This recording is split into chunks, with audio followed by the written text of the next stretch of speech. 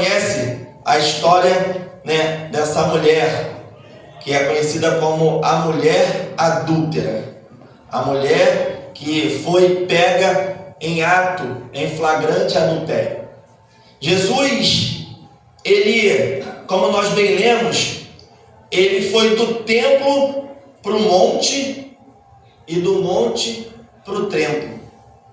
O interessante é que Jesus, ele não fez nada além do que ensinar, orientar e ir conversar com o Pai em secreto, e em seguida ele voltou para poder voltar a ensinar, a orientar o Pai em secreto. Ou seja, Jesus buscava orientação, mesmo sendo Deus em carne, ele buscava orientação ao seu Pai para orientar aos seus discípulos e aquela multidão que seguia ele. Quando contratempo a isso, tem pessoas que não buscam nada em Pai, não buscam nada em Deus, não buscam nada em intimidade com Deus e querem orientar pessoas. Só que isso é um perigo muito grande, porque entre ter a orientação de alguém que não conversa com Deus e uma orientação de alguém que busca contato constante com Deus, eu fico com aquele que busca contato com Deus, porque aquele que busca contato com Deus está buscando contato com alguém que já te enxerga amanhã. Porque existem pessoas que buscam em cartas, que buscam em tarô, que buscam em bola de cristal, que buscam lendo seu signo no jornal. Mas aqui existe um povo que, em vez de buscar essas coisas, buscam em sua palavra e buscam em seu quarto em secreto com ele. Porque nós não precisamos do espírito da adivinha, nós necessitamos somente de uma constante comunhão com Deus, porque ele nos enxerga amanhã. Então Jesus, ele mesmo sendo, Mateus, um Deus encarnado, ele busca orientação ao Pai para orientar ao povo. Só que mais uma vez, ele estando ali, porque era de costume ele fazer isso, ele estava ali ensinando no templo. E aí, quando ele estava ensinando no templo, ele é surpreendido, se é que ele pode ser surpreendido, por dois grupos de pessoas, fariseus e escribas. Dois grupos de pessoas que eles prezavam por algo diferente. O grupo, por exemplo, dos fariseus, eles prezavam pela tradição do momento, da época. Já os escribas prezavam pela palavra. Por isso que às vezes, se você buscar minuciosamente na Bíblia, você vai ver conflito entre eles, porque uns acreditam muito na tradição e outros muito naquilo que está escrito. E aí vem Jesus naquele sermão duro e fala: raça de víboras. Porque eles eram hipócritas mesmo. Eles eram extremamente hipócritas. Eles tinham a mudança escrita, eles tinham a mudança na tradição, mas não tinha a mudança no seu interior. E pegando um gancho do que o meu irmão aqui falou hoje, nós temos um exemplo na Bíblia de um homem que teve uma mudança interior quando teve um encontro com Cristo. Apóstolo Paulo, quando estava indo buscar, mais uma vez, buscar recursos para matar crente ou mandar matar crente, apóstolo Paulo é surpreendido com o encontro com Cristo. Apóstolo Paulo, ele é tomado por uma luz que deixa ele sem visão. E aí Deus fala para Ananias: Ananias, vai lá até a rua chamada direita, Ananias, que lá vai ter um homem. Aí Ananias, você sabe quem é ele? Ele manda matar crente. Ananias, para você ele pode ser aquilo que você acha, mas para mim, Ananias, é um vaso escolhido. Quando estava lá fora, ou ainda hoje, não é nada para o homem lá fora. Quantos aqui fora, de repente o próprio pastor para muitos não é nada. De repente o Mateus para muitos lá fora não é nada. E para muitos também, antes de se converter, não era nada, mas para Deus, Ele enxergou como um vaso escolhido. E nós somos um vaso escolhido por Deus. E quando Deus escolhe, eu vou voltar aqui, não foi nós que escolhemos Ele, foi Ele que nos escolheu para fazermos parte da família celestial. Então, para o mundo podemos até hoje não ser nada, mas para Cristo nós somos uma peça escolhida por Ele. Ananias foi lá, e aí Paulo inicia agora a sua trajetória. E Paulo, depois de um certo tempo, de algumas viagens depois, ele começa e inicia o seu ministério na prática. Apóstolo Paulo teve a sua vida não somente exterior transformada, apóstolo Paulo teve a sua vida interior mudada primeiro, porque muitas pessoas buscam a mudança do exterior para o interior, mas o correto é você buscar a mudança interior, porque dificilmente o que está fora muda o que está dentro, mas aquilo que você recebeu aqui dentro vai com certeza transformar quem é você por fora. Apóstolo Paulo chegava em ambientes que as pessoas ficavam com medo dele ainda, porque não sabia da transformação interior que ele já tinha tido. As pessoas duvidaram do apóstolo Paulo, porque apóstolo Paulo, eles pensavam que o apóstolo Paulo ainda era quem eles pensavam que era. Só que Deus já tinha mudado o apóstolo Paulo por dentro. E quando o irmão falou sobre mudar, a palavra mudar por dentro, eu precisei puxar um gancho aqui dos fariseus e escribas. Por quê? Porque eles tinham a palavra, tinham o conhecimento, mas não tinham mudança interna. E foi lido aqui sobre um deles, foi lido na devocional sobre um deles, que Jesus falou assim: olha, você sabe muito bem daquilo que você fala, você conhece muito bem a lei. E aí eu fico imaginando que aquele homem ali tentou achar como fazer uma brincadeira com Jesus. Como é que pode um homem voltar depois de velho ao ventre da sua mãe? É uma piada de Nicodemos aquilo ali, irmãos. Imagine só, um homem que não tem a sua vida interior transformada, sendo agora constrangido por uma pergunta.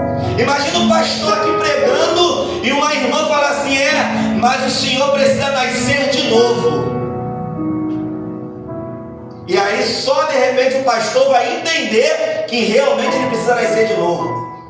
Mas como ele tem estou dando ele como exemplo, tá, irmão? Como ele tem já um social de que ele já foi transformado, só lhe restou para Nicodemos brincar com aquilo que Jesus falou.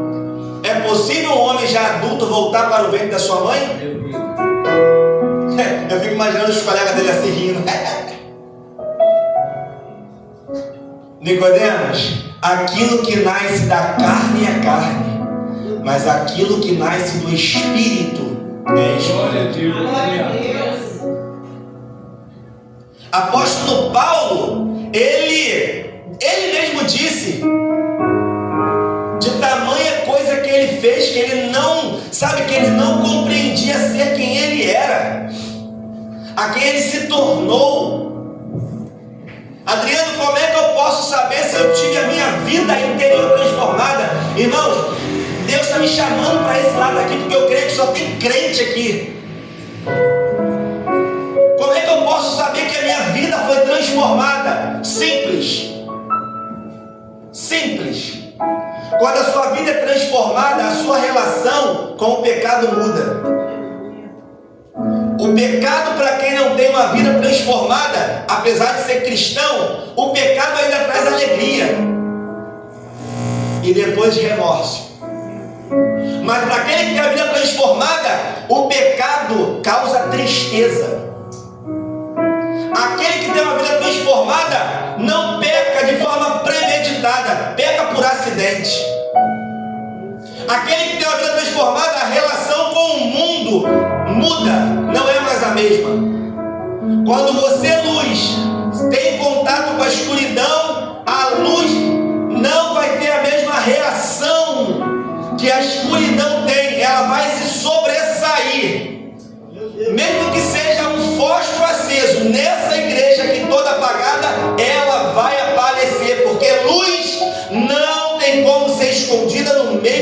perdão. A sua relação com Deus muda. Você passa a ter contato com Ele diariamente. Encontro com Deus e você permanecer sem nenhuma marca desse encontro.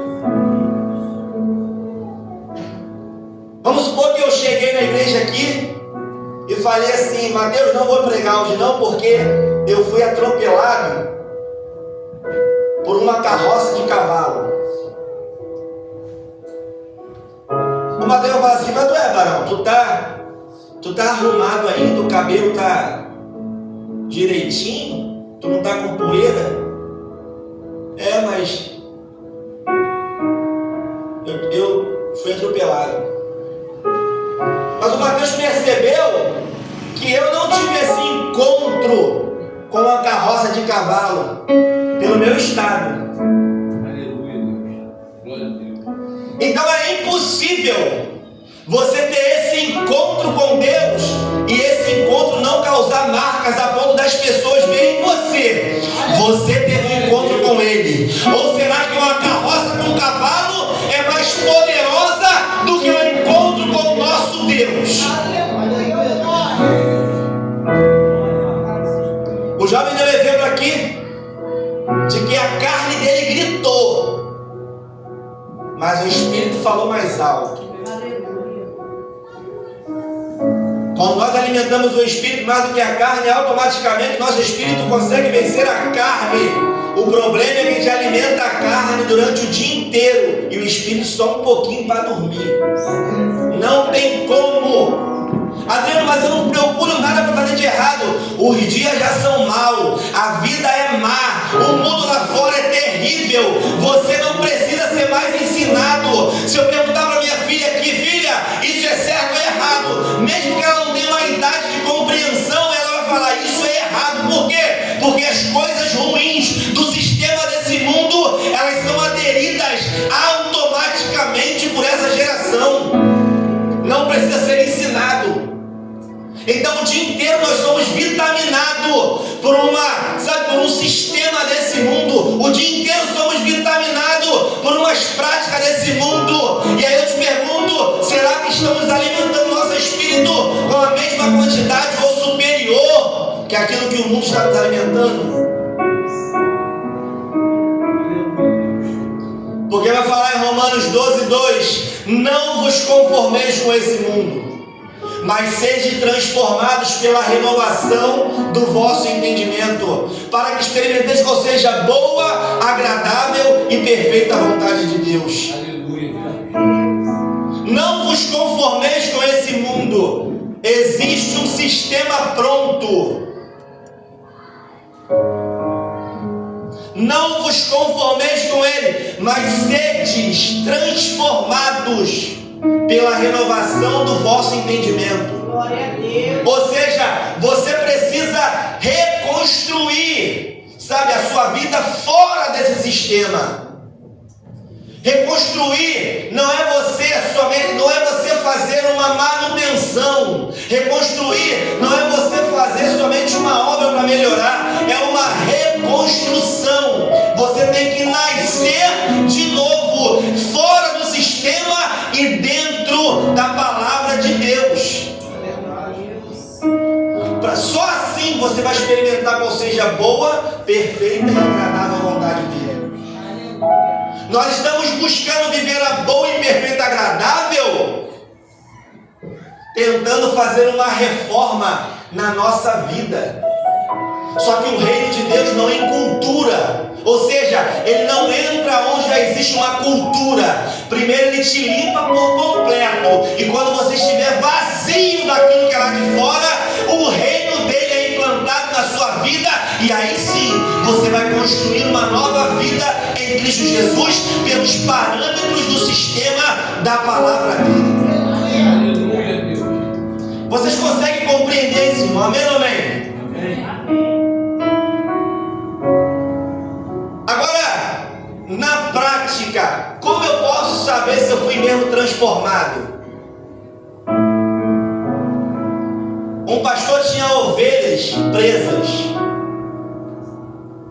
E aí, não estava com as ovelhas, veio um lobo e comeu, estraçalhou uma das suas ovelhas. Aquele pastor chegou ali e percebeu que estava faltando ovelhas, e ele percebeu que ovelhas foram atacadas.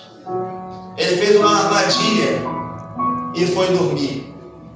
No dia seguinte, ele pega preso na armadilha aquele lobo que tinha matado, estraçalhado a sua ovelha. Sabe o que ele fez com aquele lobo?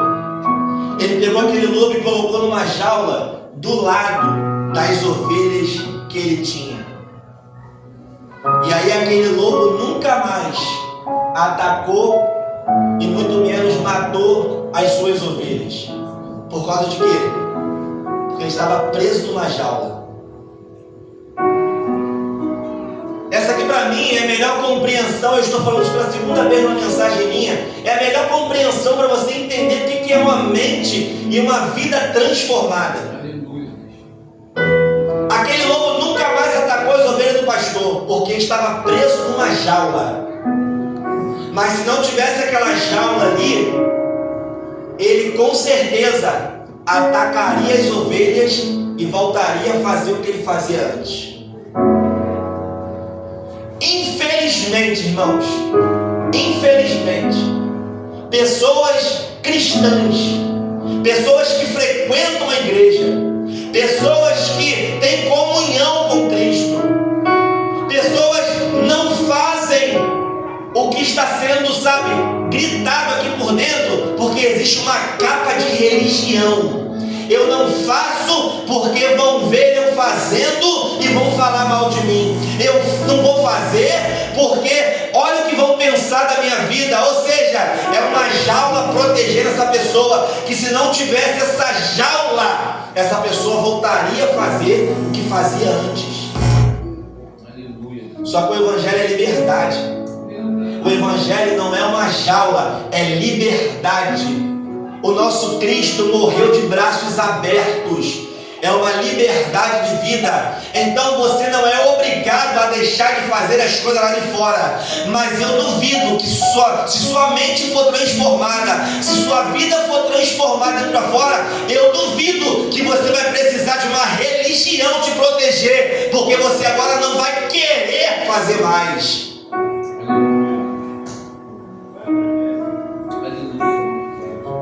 Você não vai querer fazer mais.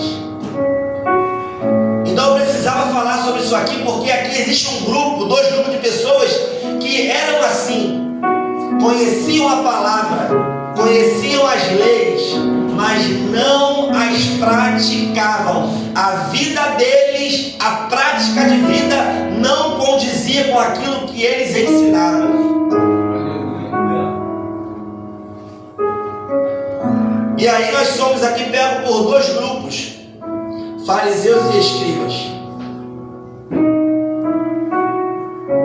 Jesus ali estava ensinando, e aí trouxeram uma mulher diante dele, de pé. Aquela mulher, ela com certeza estava extremamente envergonhada.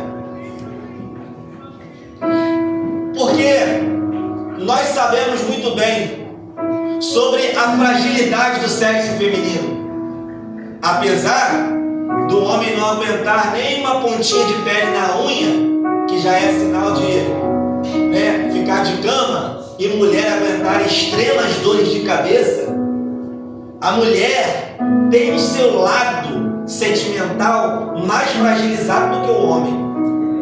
E naquela época ali, muito mais, porque a mulher não tinha muitos direitos naquela época ali. Aliás, a moral da mulher já foi tirada do jardim do Éden, quando a serpente usa ela para enganar o marido dela. Então eu tenho para mim que a moral dela já foi tirada desde a criação. A mulher, ela foi, passando pela vida, pelos cotidianos, sem muita autoridade, ou sem nenhuma autoridade. Tem mulher que não podia nem levantar a sua cabeça, Não tinha mulher que não podia nem falar dentro da igreja, como o apóstolo Paulo falou, né? Que muitas pessoas interpretam errado, como se mulher não pode ser nada. Mas ele fala que é para as mulheres perguntar ao marido em casa.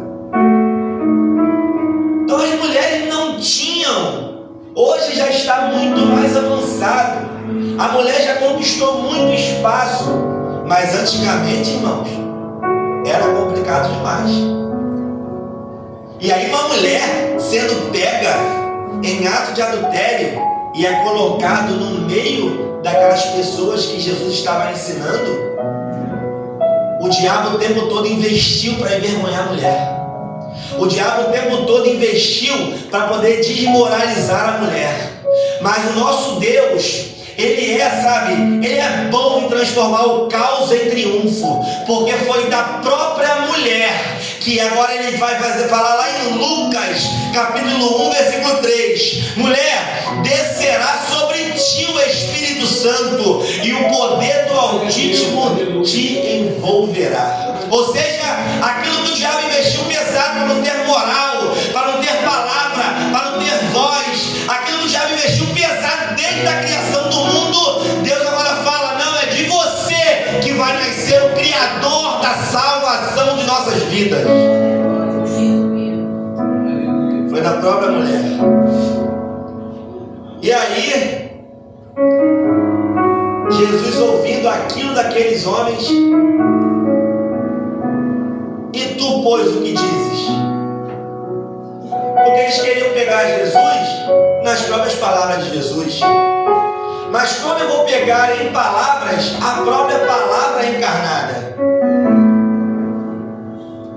Como eu vou tentar pegar em palavras aquele que já é a própria palavra e já sabe o que vai acontecer posterior? Como eu vou pegar em palavras aquele que mandou a Moisés escrever as palavras? Não tem como. E aí Jesus, ele fala assim para aqueles homens assim: aquele que dentre vós não tem pecado, atire a primeira pedra. Nós temos aqui 3 tribunais: o tribunal do homem, da consciência e o tribunal da misericórdia. O tribunal do homem é o tribunal aqui de que eles estavam querendo de alguma forma pegar Jesus e não, cumprir a lei. O que eles queriam era realmente pegá-lo e não cumprir o que a lei estava dizendo. Porque não é possível que eles não entenderam que na lei de Moisés era necessário o homem e a mulher para poder ser o ato de adultério. Cadê o homem da história aqui? Pulou pela janela? Então eles eram, Mateus, 2 grupos, que um era da tradição da palavra, ou seja, eram opostos, mas quando era para poder agir de hipocrisia, eles se uniam. Ou seja, tem pessoas que não se unem pela palavra de Deus, porque não gostam de falar a palavra de Deus, mas tem pessoas que gostam de se unir pela fofoca, pela hipocrisia, pelo disse-me-disse, mas a palavra de Deus não une, só as coisas do sistema aí de fora.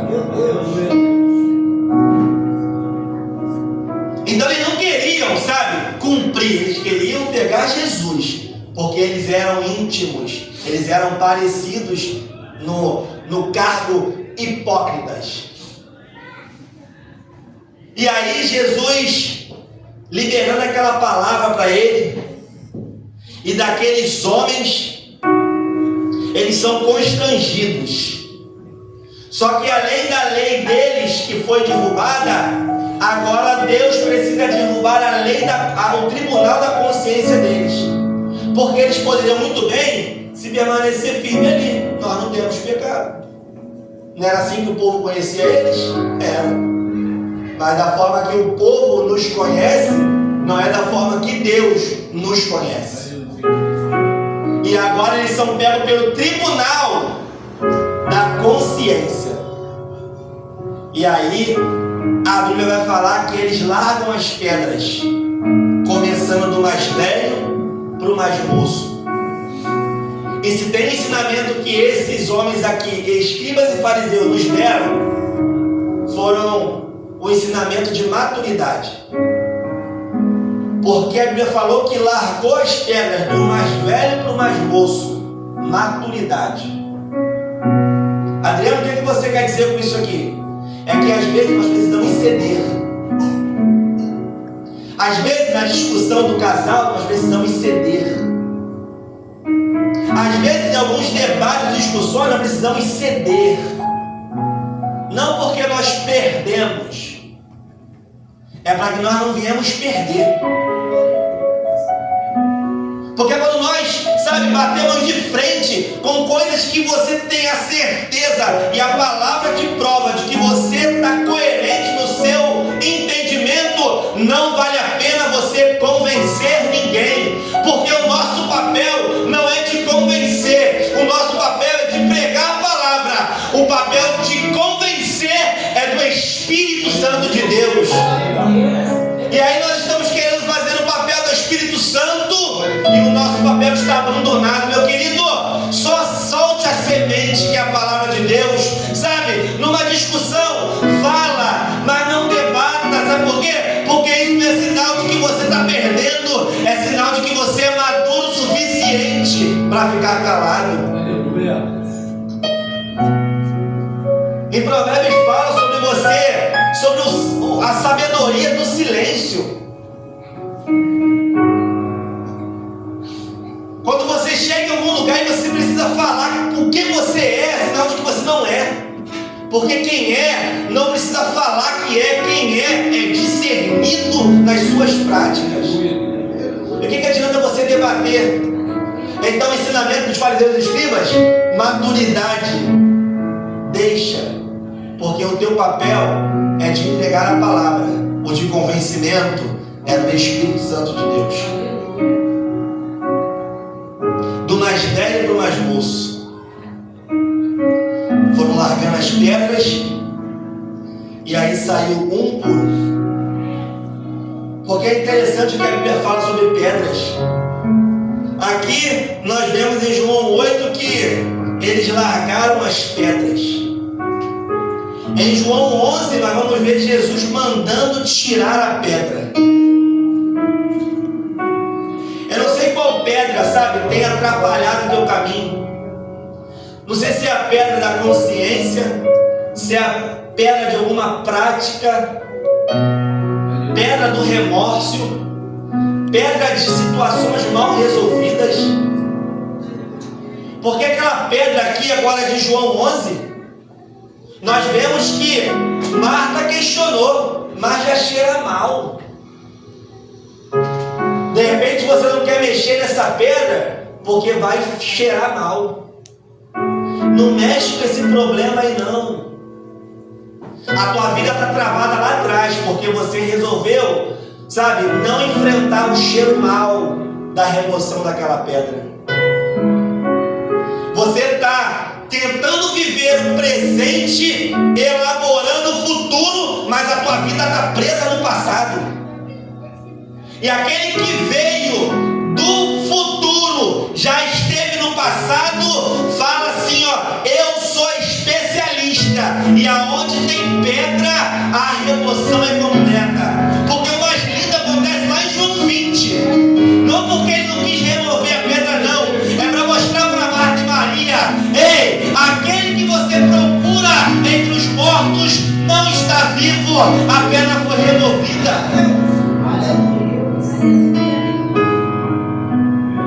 Nós não queremos mexer com alguns problemas. É melhor ter paz. Aí você fica sem paz a tua vida inteira, porque você quer ter paz. Resolva o problema lá atrás, para você continuar caminhando com Cristo sem remorso e sem estar preso ao passado. Porque existe momento que nós temos que olhar para frente somente. E aí nós não olhamos para frente somente porque estamos presos num passado mal resolvido. E Deus manda você entregar esse passado mal resolvido nas mãos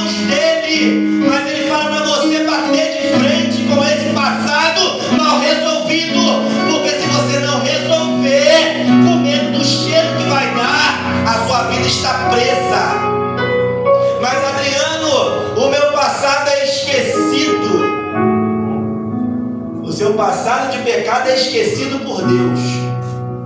Mas você tem que voltar para resolver os problemas que ficaram pendentes.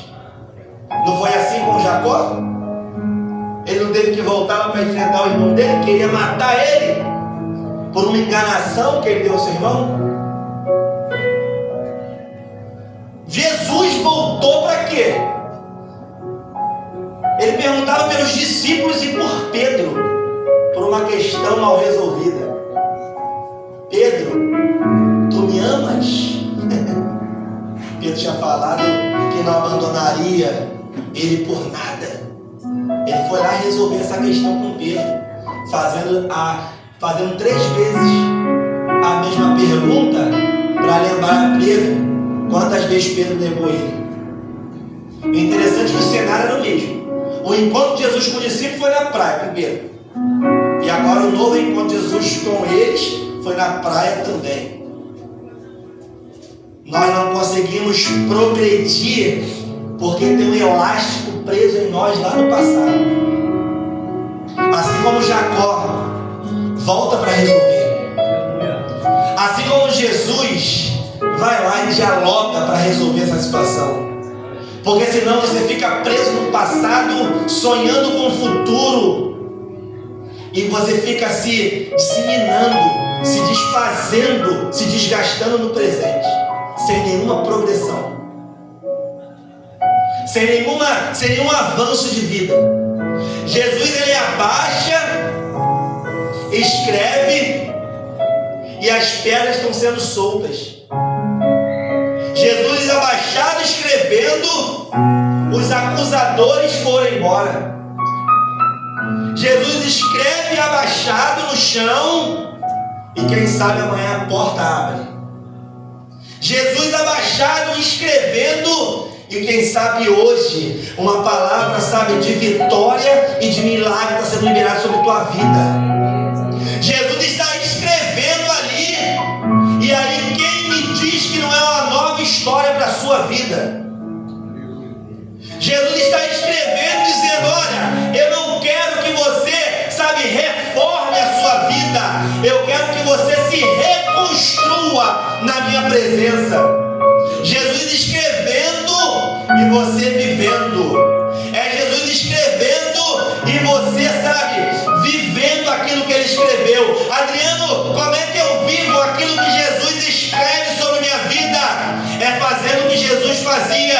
É do monte a orientar. É do monte a orientar. Adriano, melhor isso aí. Enquanto o mundo estiver alimentando mais a tua vida, enquanto o sistema do mundo estiver alimentando mais a tua vida do que o seu contato com ele, não tem jeito. Você não vai viver o que ele está escrevendo na tua vida.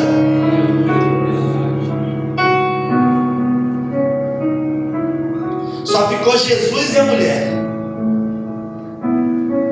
Só ficou Jesus e a mulher. Porque em nossas vidas pode faltar tudo, mas não pode faltar a presença de Deus. Na nossa vida pode faltar o emprego. Na nossa vida pode faltar, sim, o dinheiro. Na nossa vida pode faltar o amigo que nos abandonou e que nós menos esperávamos. Mas na nossa vida, o mais importante não pode faltar. E não faltou na vida daquela mulher. Na nossa vida não pode faltar a presença de Deus. E existem grandes homens na Bíblia que eles fazem questão da presença de Deus. Existe homem na Bíblia que diz que, como Moisés diz, se a tua presença não for comigo, eu não vou. Se a tua presença não estiver comigo, eu não dou um passo, eu não subo, eu não vou andar para frente, porque sem a tua presença é uma progressão enganosa, mas com a tua presença você vive a realidade de milagre em Cristo Jesus. Davi disse em Salmos em Salmos 51:11: não me lances fora da tua presença. homens de autoridade, homens de referência da Bíblia, não abriram mão da presença dele, não abriram mão da presença de Deus. Aí eu te pergunto e pergunto para mim: será que nós estamos fazendo tanta questão da presença de Deus como nós fazemos questão das coisas desse mundo, do nosso dia a dia? Será que nós fazemos mais questão, sabe, da mesa farta, do bom emprego? Será que nós fazemos questão a essas coisas da mesma forma que fazemos questão de Deus na nossa vida? Será que a presença dele é real e importante em nossas vidas?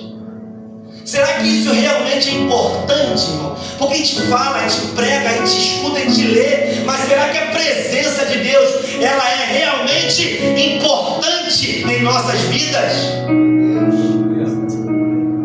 Não adianta nós perdermos tempo dentro da igreja, não adianta, irmãos. O que vai adiantar é a nossa vida transformada e a presença for prioridade. Aí sim, nós vamos ver uma vida de milagre com Cristo Jesus.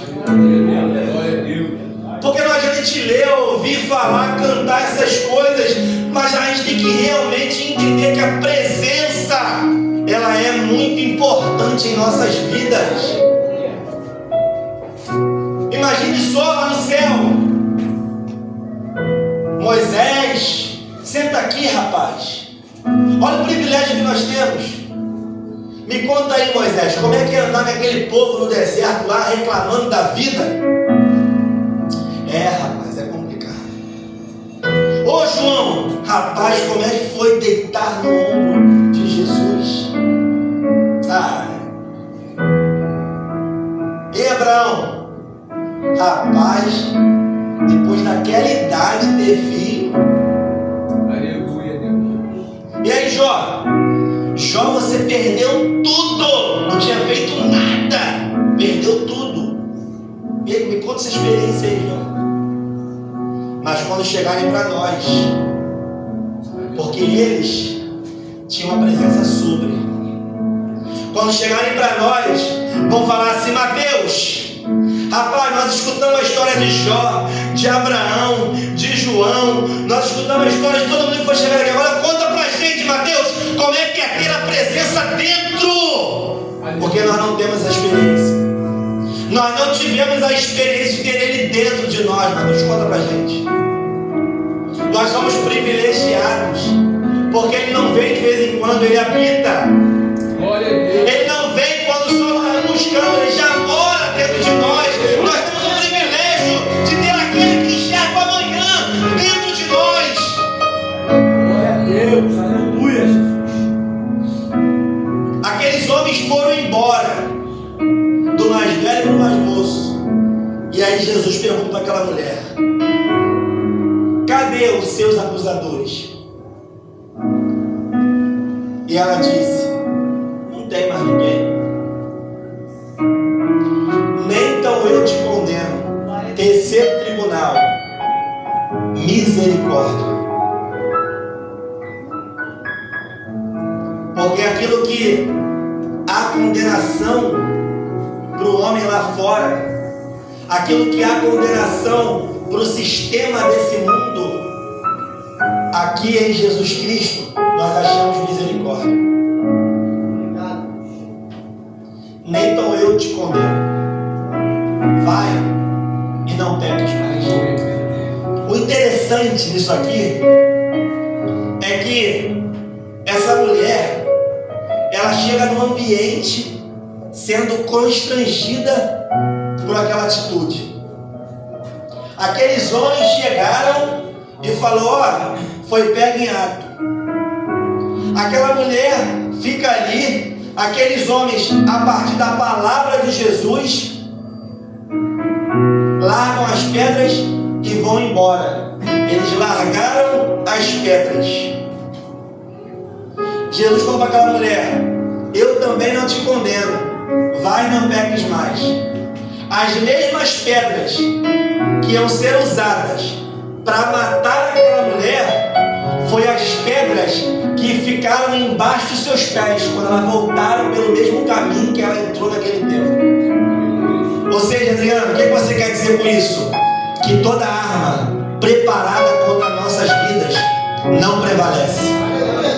O mundo pode usar para nos matar, mas Deus ele usa como um triunfo para servir de degrau. Sabe por quê, irmão? O que nos faz crescer não é o dia bom, o que nos faz crescer é o dia mau. O que nos faz crescer não é Cancún, não é praia, é deserto. O que nos faz crescer não é a bonança, é a escassez. Então, se você está nesse cenário, aproveite para aprender, porque aquele que não tem pecado nenhum também não me condena e também não te condena. Aleluia. E aí vem na mente aquele louvor, pastor. Quem é esse? Aleluia. Irmão, fique de pé, vamos louvar junto. Glória a Deus. Aleluia.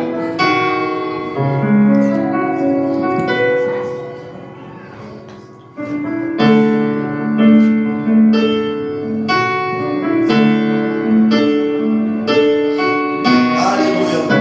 Me ajuda aí, irmão. Começou o louvor.